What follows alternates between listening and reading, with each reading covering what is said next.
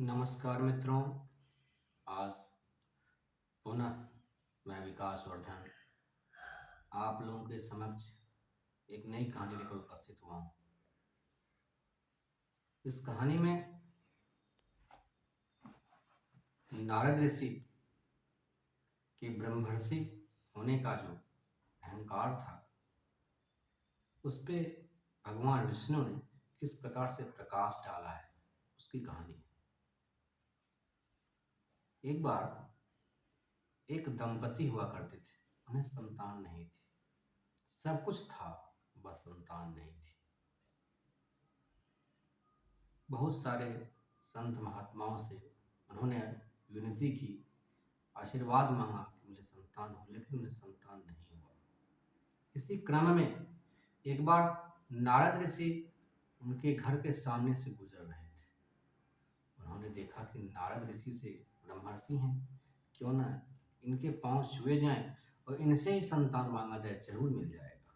बड़े विश्वास के साथ दोनों दंपति नारद ऋषि के पांव छुए और उनसे संतान की इच्छा जाहिर की। नारद ऋषि ने भी सोचा कि ठीक है, आपको संतान अवश्य होगा। ऐसा कहकर नारद ऋषि चले गए। समय बीतता गया। 1 वर्ष के बाद नारद ऋषि का पुनः उसी घर पे आगमन हुआ। उन्होंने देखा कि बच्चे कहाँ हैं, तो बच्चे तो हुए ही नहीं थे। दंपति ने कहा कि हे नारद ऋषि, आपका आशीर्वाद तो व्यर्थ चला गया, झूठा हो गया। आपने कहा कि संतान होगी, लेकिन संतान तो हुई नहीं अभी तक। नारद ऋषि को इस बात से बहुत दुख हुआ। उन्होंने कहा ठीक है, मैं एक बार भगवान विष्णु से बात करूंगा इस संबंध में कि क्यों नहीं हुई। उसी वक्त वो भगवान विष्णु के पास गए। उनसे पूछा कि मैंने आशीर्वाद दिया था एक दंपति को कि संतान हो, आपने उसे संतान नहीं दिया, ऐसा क्यों? तो उन्होंने कहा कि प्रारब्ध के फलों में मैं भी हाथ नहीं डालता। जिसका जैसा कर्म फल है, उसके कर्म फल के अनुसार इस वक्त उसे संतान सुख नहीं है, इसलिए नहीं हो सकता। तो ब्रह्मा जी नारद जी ने कहा कि मैंने कहा फिर भी नहीं बोला। नहीं, कैसे हो सकता है? जो चीज हो ही नहीं सकता तो आपके कहने से भी कैसे हो जाएगा? क्योंकि प्रारब्ध में हम भी हस्तक्षेप नहीं कर सकते। इसी बीच में एक साधारण सा फकीर जमीन पर लेटा हुआ था, और क्या मन में आया, वो दंपति उस फकीर के पास गए और पूछा कि महाराज, मुझे संतान नहीं, क्या मुझे संतान नहीं हो सकता? तो उस फकीर ने बोला हाँ हो जाएगा, क्यों नहीं होगा, जा हो जाएगा संतान। फकीर अलमस्त लेटा हुआ था, बस कहते जा हो जाएगा। फिर क्या था, सच में उस दंपति को एक निश्चित समय अवधि के बाद संतान उत्पत्ति हुई। नारद ऋषि पुनः उसी रास्ते से गुजर रहे थे, दिखे कि संतान हुआ। तो दंपति ने कहा कि हे नारद ऋषि, मुझे उस फकीर के आशीर्वाद से संतान हुआ। जब आपसे नहीं हो पाया तब मैं उस फकीर के पास गया और उन्होंने कहा था कि हो जाएगा। उनके आशीर्वाद से ही हुआ। सो बहुत बड़े फकीर, वो आपसे भी बड़े फकीर है, क्योंकि उनके कहने से हो गया, लेकिन आपके कहने से नहीं हुआ। यह सुनकर नारद जी को बहुत दुख हुआ। उनके अहंकार को बहुत गहरी चोट लगी।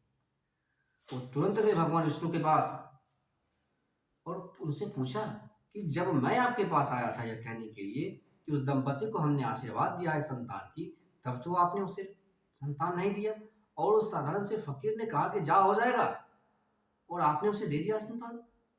भगवान विष्णु मुस्कुराने लगे। उन्होंने कहा चलिए मैं इसका जवाब देता हूँ। ऐसा कहते हुए भगवान विष्णु और नारद जी हिमालय पर्वत पर पहुंचे। उस पर्वत पर ही वह जो फकीर था धुनी रमाए बैठा था। उस पर्वत पर पहुंचते ही भगवान विष्णु ने खुद को बहुत अधिक ठंड लगने का स्वांग किया। मुझे बहुत अधिक ठंड लग रही है, मेरा शरीर नीला पड़ रहा है। बड़ी बेचैनी उन्होंने महसूस की और बेचैनी को व्यक्त किया। नारद जी को बोला कि हे नारद जी, अब जल्दी से कुछ हल कीजिए, वरना मैं ठंड से मर जाऊंगा, मुझे बहुत ठंड लग रही है। नारद जी इधर उधर दौड़ भाग की। उन्हें कुछ समझ में नहीं आया कि भगवान को ठंड लगी और क्या करें। तभी पास में वो फकीर बैठे हुए थे। फकीर से कहा कि जरा देखिए, मेरे भगवान को यहाँ ठंड लग रही है, ठंड से वो मर जाएंगे, और यहाँ पे पास में लकड़ियां भी नहीं है, कपड़े भी नहीं है, मैं कहाँ से लाऊं, अचानक से ठंड कैसे लगने लगी भगवान को, मेरी समझ में नहीं आ रहा। तो उस फकीर ने कहा, कहाँ है भगवान जो उन्हें ठंड लग रही है? उन्होंने कहा कि वहाँ उस पहाड़ पे है और वहाँ पे काफी बर्फ है, वहाँ पे ठंड बोल के चलिए। फकीर तुरंत आया, देखा भगवान को ठंड लग रही है, ठंड से उनका पूरा शरीर नीला पड़ गया था, बहुत परेशान थे भगवान। उसी वक्त उस फकीर के पास जो पूजा करने का घी था, उस घी को उसने अपने शरीर पे लगाया और अपने ही शरीर में आग लगाकर भगवान विष्णु को वो घेर कर खड़ा हो गया, ताकि उनकी ठंड कम हो सके, उन्हें ताप मिले और उनकी ठंड कम हो सके। ऐसा देखते ही भगवान विष्णु तुरंत पल भर में उसकी अग्नि का शमन किए और उससे कुछ भी नहीं हुआ, और भगवान विष्णु को कुछ हो ही नहीं रहा था। भगवान विष्णु ने तुरंत अपनी माया समेटी और नारद जी से कहा कि देखा आपने, जब मुझे ठंड लग रही थी आप कुछ नहीं कर पाए, और जब इन्हें आपने कहा कि ठंड लग रही है, इन्हें इनके पास भी कोई उपाय नहीं था, लेकिन इन्होंने अपने ही शरीर में आग लगाकर मेरे सामने खड़े हो गए मुझे ठंड से बचाने के लिए। तो अब जरा बताइए, ऐसे फकीर की बात मैं कैसे काट सकता हूँ? ऐसे फकीर से तो मुझे बेहद प्रेम है, और कहा जाता है कि प्रबल प्रेम के पाले पड़कर प्रभु को नियम बदलते देखा। भगवान प्रभु भी जब प्रबल प्रेम के पाले में पड़ते हैं तो जितने भी नियम कानून होते हैं प्रारब्ध के, सारे बदल देते हैं।